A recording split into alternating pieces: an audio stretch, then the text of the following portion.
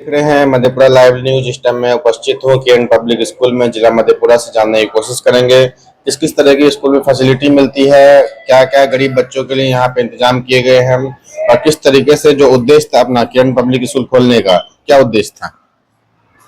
KN public school की स्थापना वर्ष 2006 में श्री जयप्रकाश यादव जी के द्वारा किया गया था। गुणवत्तापूर्ण शिक्षा और अनुशासन इस विद्यालय का शुरू से नींव रहा है और इसी उद्देश्य के साथ इस विद्यालय की स्थापना हुई। पहले मधेपुरा में सीबीएसई से संबंधित विद्यालय जो है बहुत ही कम मात्रा में थे और बच्चों को यहाँ से बाहर आगे की पढ़ाई के लिए जाना पड़ता था। और हमारे संस्थापक ने इस चीज़ को रोकने के लिए, क्योंकि जो भी सामर्थ्यवान अभिभावक थे वो तो अपने बच्चों को बाहर पढ़ा लेते थे, लेकिन जो यहाँ के जो अभिभावक थे जो उतने सामर्थ्य नहीं थे जिनके पास, वो अपने बच्चों को सीबीएसई से नहीं पढ़ा पाते थे। और इसी उद्देश्य के साथ इस विद्यालय की स्थापना की गई। गुणवत्तापूर्ण शिक्षा और अनुशासन, इसी बलबूते इस विद्यालय ने कम समय में ही उसी क्षेत्र में अपना परचम लहराया और बहुत बेहतरीन तरीके से हर वर्ष हमारे यहाँ के छात्र छात्राएं अलग अलग क्षेत्रों में उत्कृष्ट प्रदर्शन कर रहे हैं। कई सारे आपको अवार्ड भी मिले, कई बार आपको सम्मानित भी किया गया स्कूल के। किस तरीके से, मतलब क्या कारण रहा कि सम्मानित किया गया और किस तरीके से जो सीबीएसई का एक बेस होता है उसको आप लोग टच कर पाए। विद्यालय ने, मैंने पहले ही कहा कि गुणवत्तापूर्ण शिक्षा और अनुशासन की वजह से इस विद्यालय ने अपना पहचान बहुत कम समय में ही कोसी क्षेत्र में बनाया। इसी क्रम में कई बार इस विद्यालय को सम्मानित भी किया गया। सुप्रीम कोर्ट के तत्कालीन मुख्य न्यायाधीश श्री पीएन भगवती के एवं मुख्य चुनाव आयुक्त डॉक्टर जी कृष्णन मूर्ति के द्वारा हमारे विद्यालय निदेशिका श्रीमती किरण प्रकाश को सुप्रीम कोर्ट ऑडिटोरियम में शिक्षक श्री सम्मान से नवाजा गया। साथ ही आईआईटी दिल्ली में वेस्ट बंगाल सरकार की ओर से बेस्ट इंस्पायरिंग टीचर्स अवार्ड से भी नवाजा गया। प्राइड ऑफ कोसी अवार्ड और अनेकों ऐसे कई अवार्ड से इस विद्यालय को अपने शिक्षा के क्षेत्र में बेहतरीन प्रदर्शन के लिए नवाजा जाता रहा है। शिक्षा की जैसे गुणवत्ता की जैसे आप बात कर रहे हैं, स्कूल तो बहुत खुले हैं, लेकिन जो शिक्षा की क्वालिटी, एजुकेशन क्वालिटी है, क्वालिटी ऑफ एजुकेशन है, किस तरीके से बच्चों को दिया जाए ताकि बच्चे आगे बढ़े। टीचर्स में वो क्वालिटी है कि नहीं पढ़ाने का, क्योंकि बेहतर शिक्षक होंगे तभी बेहतर शिक्षा दे पाएंगे। किस तरीके से शिक्षक को आप लोग हायर करते हैं। हम लोगों का जो शिक्षक का हायरिंग का एक प्रक्रिया होता है, प्रक्रिया के तहत जो है विद्यालय में जो भी शिक्षक को नियुक्त किए जाते हैं, सबसे पहले तो उसके लिए पेपर में एडवर्टाइजमेंट निकाले जाते हैं। उस एडवर्टाइजमेंट के अनुसार शिक्षकों का यहाँ इंटरव्यू होता है, उसके बाद डेमो क्लास होता है और डेमो क्लास के बाद जब छात्र छात्राएं उनसे संतुष्ट होते हैं तो उन शिक्षकों को यहाँ पर उनकी नियुक्ति की जाती है। और सबसे बड़ी बात है कि गुणवत्तापूर्ण शिक्षा के लिए एक बहुत ही गुणवान शिक्षक का आवश्यक है और शिक्षक हर तरफ से अपने आप में जो है क्वालिटी से भरे हुए हो, इस बात की जो है पुष्टि यहाँ जो भी इंटरव्यू हम लोग लेते हैं या फिर पैरामीटर्स हैं उनको हम लोग चेक करते हैं।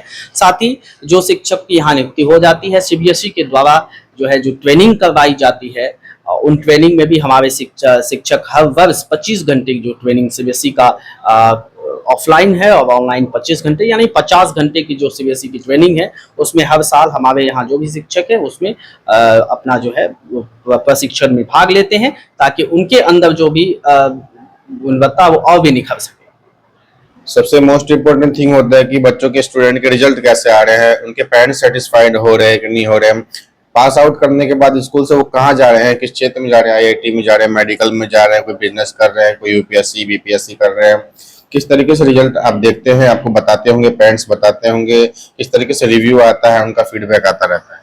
मैंने पहले ही बताया कि वर्ष 2006 में इस विद्यालय की स्थापना हुई और तब से लेके अब तक कई हमारे छात्र छात्राएं देश और विदेश में भी कई पदों को सुशोभित कर रहे हैं। बहुत सारे हमारे छात्र एम्स में पढ़ रहे हैं, तो बहुत सारे छात्र जिपमर जैसी संस्थाएं में पढ़ रहे हैं, आईटीएंस कई हैं, कई लोग प्रशासनिक सेवा में भी हैं और कई लोग विदेश सेवा में भी हैं। इस तरह हर साल जब भी किसी प्रकार का रिजल्ट आता है तो बहुत सारा जो है बच्चों का हम लोगों को फोन कॉल्स आते हैं कि सर हम यहाँ सफल हुए, यहाँ सफल हुए। इससे हम लोगों की बहुत प्रसन्नता होती है। और इस बार भी जो आप देखेंगे सीबीएसई का 10th और 12th का जो भी रिजल्ट हुआ वो डिस्ट्रिक्ट टॉपर हमारे यहाँ से हुआ है। सना यादव जो 10th में जो है इस बार सीबीएसई के डिस्ट्रिक्ट टॉपर है वो हमारे यहाँ की छात्रा हैं। और वहीं सिद्धांत निरुपम जो सीबीएसई 12वीं का छात्र है जिसने डिस्ट्रिक्ट टॉप किया है वो भी हमारे यहाँ का छात्र है।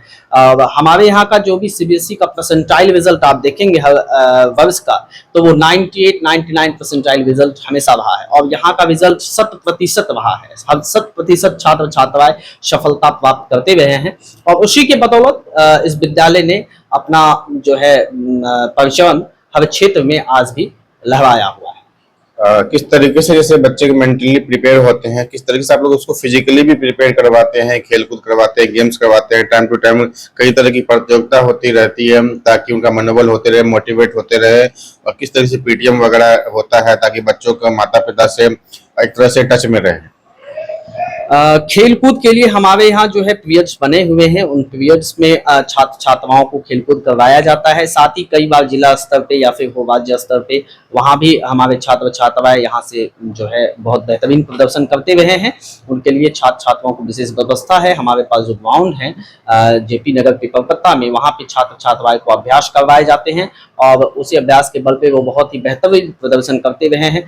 चाहे जिला प्रशासन के द्वारा आयोजित जो है जब भी जिला स्तर के कार्यक्रम होते हैं, जिला स्तर के खेल कूद प्रतियोगिता होते हैं, उसमें भी आप हमारा परिणाम देख सकते हैं, हमारे छात्र छात्राओं का परिणाम देख सकते हो। बहुत बेहतरीन उपलब्धि उनका हमेशा से रहा है।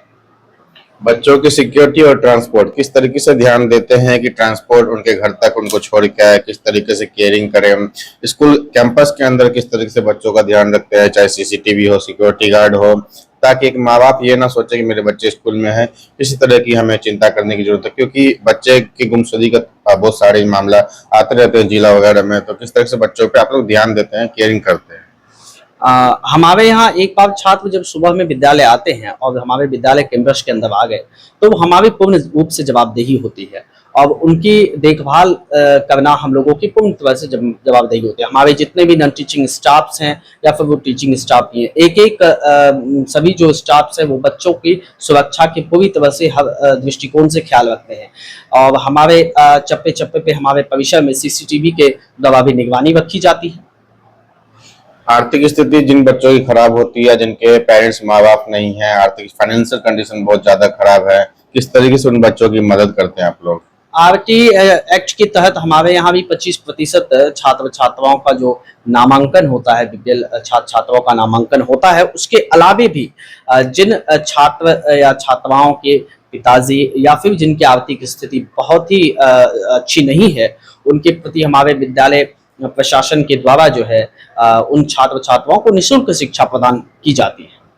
ये थे हमारे साथ किरण पब्लिक स्कूल मधेपुरा के डायरेक्टर है, जिनका साफ साफ कहना है स्कूल में जो फैसिलिटी है, जो क्वालिटी ऑफ एजुकेशन है, क्वालिटी ऑफ टीचर्स है, उसका रिजल्ट देखने को मिलता है। और जिला ही नहीं, राज्य नहीं, देश में एआईएम्स में, आईआईटीएंस में कई सारे जो है कॉलेज में यहाँ के बच्चे जा रहे हैं और रिजल्ट जिला टॉपर जो है हर साल आ रहे हैं। और आप भी चाहते हैं आपके बच्चे इसी तरह शिक्षित हो तो आप भी क्वेरी कर सकते हैं यहाँ पे एडमिशन के लिए।